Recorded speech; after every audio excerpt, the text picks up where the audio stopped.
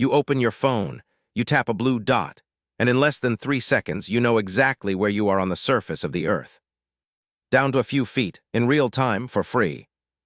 You use it to find restaurants, to avoid traffic, to meet your friends at a bar you cannot pronounce. You never once think about the fact that you are relying on a network of 31 satellites, each one the size of a car, each one moving at nearly 9,000 miles per hour, each one carrying an atomic clock so precise it would drift by less than 1 second in 300,000 years. You never think about it, and that is exactly what the people who built it wanted. Because the system you use every single day was never supposed to be yours. It was built in secret, funded by war. And it almost did not exist at all. The story starts not with a satellite, it starts with a sound. In October of 1957, a small metal sphere the size of a beach ball entered low orbit around the Earth. It was called Sputnik, and it was screaming. A simple radio beep, beep, beep, beeping so that every amateur radio operator on the planet could hear it. The Soviet Union had just beaten America into space, and the entire country panicked. But 2 young physicists at the Johns Hopkins Applied Physics Laboratory in Maryland were not panicking. They were listening. George Weifenbach and William Geer had tracked the frequency of Sputnik's signal as it passed overhead. And they noticed something. The pitch of the beep changed, not randomly, predictably. When the satellite moved toward them, the frequency compressed. When it moved away, it stretched. This was the Doppler effect. The same reason an ambulance siren sounds higher as it approaches you and lower as it drives away. Weifenbach and Geer realized something extraordinary. If you could measure the Doppler shift precisely enough, you could work backward. You could calculate exactly where that satellite was, its speed, its orbit, everything. Their supervisor, Frank McClure, listened to their findings and asked a question that changed the world. He said, "If you can figure out where a satellite is from the ground, could you figure out where you are on the ground if you already knew where the satellite was?" The answer was yes. And just like that, satellite navigation was born. Not because someone dreamed it up in a science fiction novel, but because 2 guys in a lab noticed a sound changing pitch. The United States Navy funded the idea immediately. They needed it. American submarines carrying nuclear missiles needed to know their exact position at all times. A submarine underwater cannot see the sky. It cannot use stars. It cannot use landmarks, but it could listen to a radio signal from above. By 1964, the Navy had launched a system called Transit. It was the world's first satellite navigation network, 6 satellites, enough to give a submarine a position fix every few hours. The math worked. The technology worked.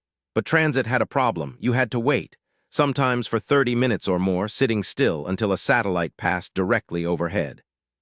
For a submarine in hiding, that was acceptable. For a soldier on a battlefield or a pilot in the air, it was useless. America needed something better, something that worked everywhere, all the time, instantly. In 1973, a United States Air Force colonel named Bradford Parkinson walked into the Pentagon with a plan. Parkinson was a systems engineer, a graduate of Stanford and MIT. He had spent years studying navigation, and he believed the answer was not 6 satellites, it was 24. 24 satellites arranged in 6 orbital planes, each one circling the Earth twice a day. The geometry was deliberate.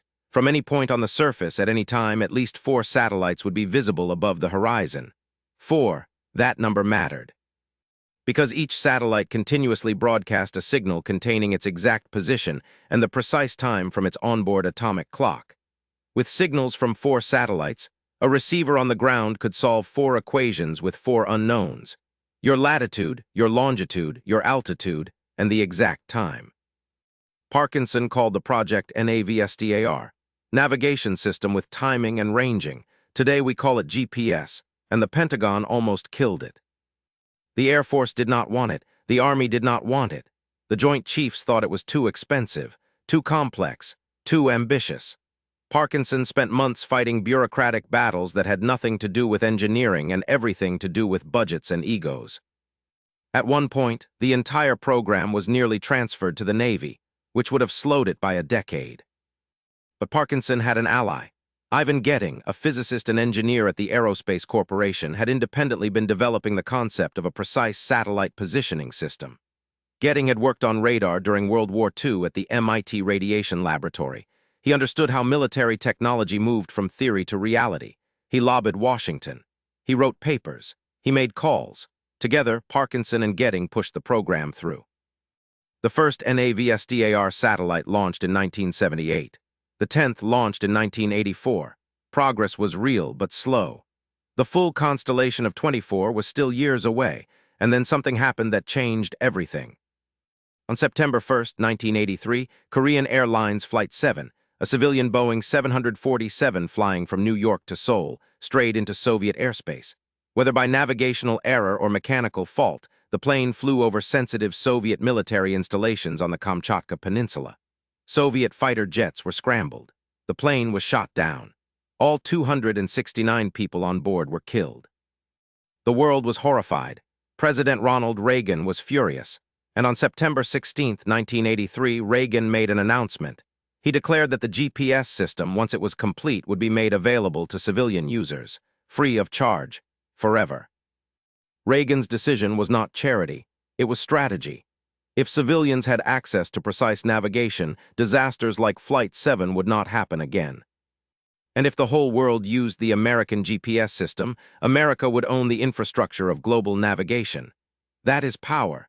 That is leverage. That is control disguised as generosity. But Reagan made one promise the military did not intend to keep entirely. Yes, civilians would get GPS, but they would get an intentionally degraded version. The military signal would be accurate to within a few meters. The civilian signal, deliberately scrambled, accurate only to about 100 meters.